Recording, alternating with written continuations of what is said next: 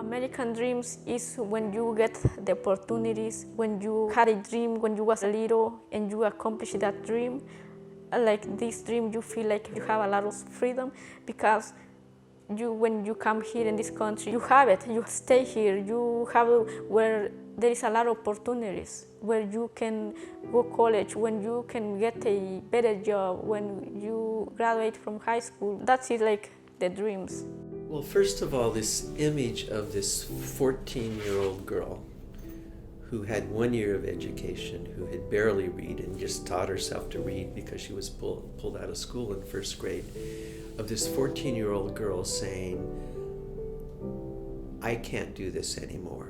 And in her book, she talks about this. The year before she left, she tried to commit suicide. She was about to drink pesticides, and her sister stopped her.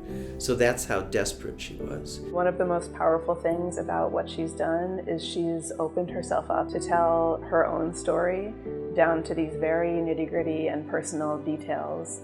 I mean, you hear on the news all the time about immigration. We know that there have been tens, hundreds of thousands of immigrants fleeing Central America, of unaccompanied children specifically in the past few years.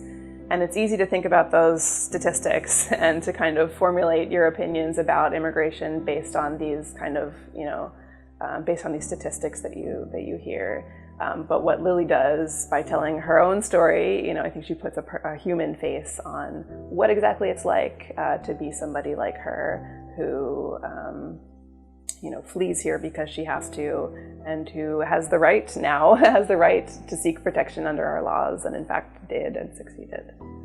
I still have in my mind when I cross the border and I says, like when I cross the fence, I jump the fence and I says, now I am in United States, and I says, we have to focus on go in. God, please let me go in, because you hear about a lot of like how is the desert, you have to walk, you have to bring your water, you have to run very fast. We don't celebrate when you jump the fence, you have to just to survive. When I did make this decision, okay, I'm ready. If I'm going to die, that's okay. If I'm going to survive, thanks to God. The thing about Liliana's story, she always says, this is my story, this is my particular story. And she doesn't use the word universal, but she says this is also everybody's story. All those reasons that I came to the United States share a common set both of values and of experience with millions of immigrants, and certainly thousands of children like herself who came here, traveled completely by themselves and left her families back home.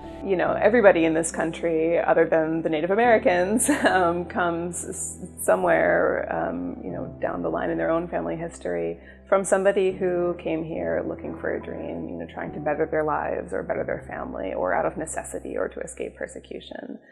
Those are the exact circumstances that our clients right now are facing. Liliana is the same as my great-grandfather and great-grandmother who came from Europe in the early 1900s, and from a lot of our ancestors who came from other places. For people here in America, I want them to learn about what is our situation, what is our dreams. We are not a bad person. We are very hard workers. I know they haven't suffered for hunger. They haven't suffered rape or abuse. They have opportunities. We need an opportunities. I want them to understand how we have to survive. For other people in my situation, you just have to work very hard, look up all the time, don't look back, just focus what do you want to be. I think what is sort of remarkable about Lily's experience, which I've also seen with many other immigrants I've worked with, is there's this huge drive to do whatever is possible to create a life for themselves that is safe.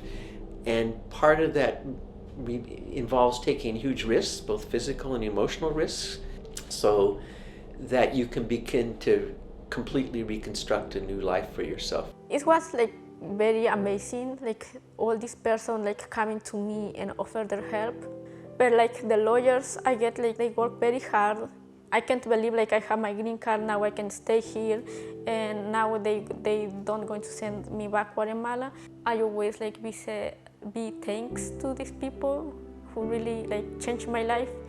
It's a big like change because now I have like a lot of opportunities.